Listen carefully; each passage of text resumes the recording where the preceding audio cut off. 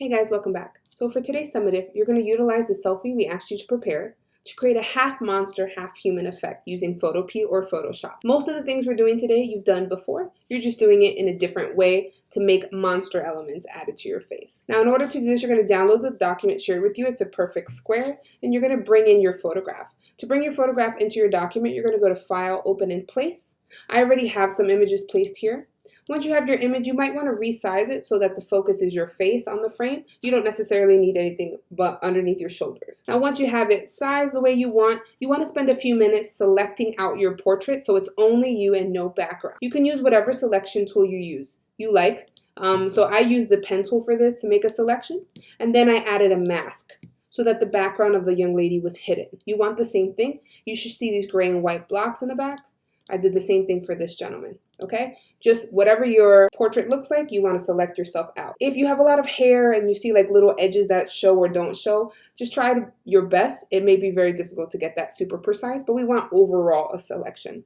Once you've made your selection, that's your first check-in for today. Now let's talk about what this test needs in order to get credit. You must have a portrait of yourself. You must include at least 3 elements, fangs, ears, horns, whatever, or 3 edits, meaning eye color change, liquefy change the proportions of your body, something like that. Everyone must change half the skin tone on the monster side to look more monstrous. And you are only editing one half of your face, so the other half should remain completely normal. The last thing we're going to ask is that you have a background on either side, one that represents your monstrous side and one that represents your normal side. When you submit this today, you're submitting a JPEG of your final work, a screenshot of your layers panel, and a photograph, the original selfie, so we know what it looks like before you edit it. Those are the must-haves. Amazings are if you really get creative and you use like layer blend modes. You use adjustment layers in a creative way. You include more elements than we asked for. You edit the background of your monster side in some unique way,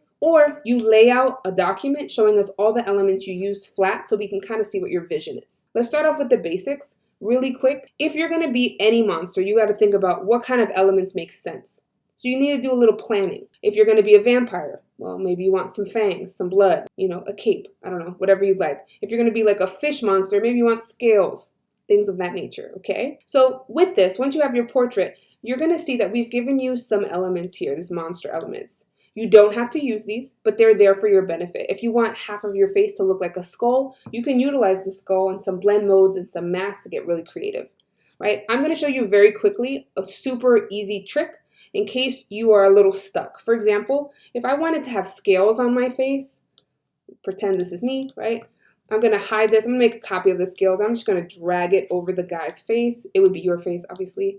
Resize it. Now, with some of the images you'll find online or some of the ones we gave you, they're not easy to select. You see the scales kind of blend out softly to something else. It would be beneficial to find an easier way to blend the scales onto this guy's face.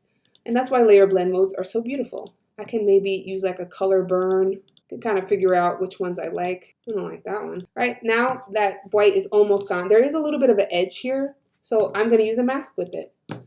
Paint with black, clean up the edges, and something that would have taken forever and a day is pretty seamless. I can also kind of rotate, transform things so that it looks like it's on the face. That's one way. That counts as an element I've brought in. Let me show you how to change someone's eye color real quick. If I wanted to make an edit of his eye color, I would be on his layer or the layer of you. I would make a selection. You want to add a hue and saturation, adjustment layer. I'm going to deselect, so that counts as an edit. Now let's also look at the liquefy filter because that's going to be a really cool edit for us. So I'm going to select him. If you wanted to edit maybe the proportions of your face to appear more monstrous, we've used this filter before. We can go up to filter and liquefy, and we can kind of pull things out and up to kind of give the effect of something that's maybe not all that human. So I'm going to spend a minute or two kind of playing with the proportions of the face until I find something that looks really cool. Now I've edited his face to just have really different proportions than the other side. And the last thing I'm going to show you is how to change your skin color on half sides. It's very similar to what we did with the eye. We would basically select half of the face, so we can use the rectangular marquee for that or any selection tool that we like. And I'm going to add another hue and saturation adjustment layer, and I can tinker with his skin tone. All right, and that's how you change the color. The last thing I would need to do is bring a background in to the right side as well as to the left side to represent both sides. Right. When you're done, be sure to save this as a JPEG, to take a screenshot of your layers panel, and to give us the original portrait you brought into Photopea. Good luck, get creative. I can't wait to see what you guys come up with.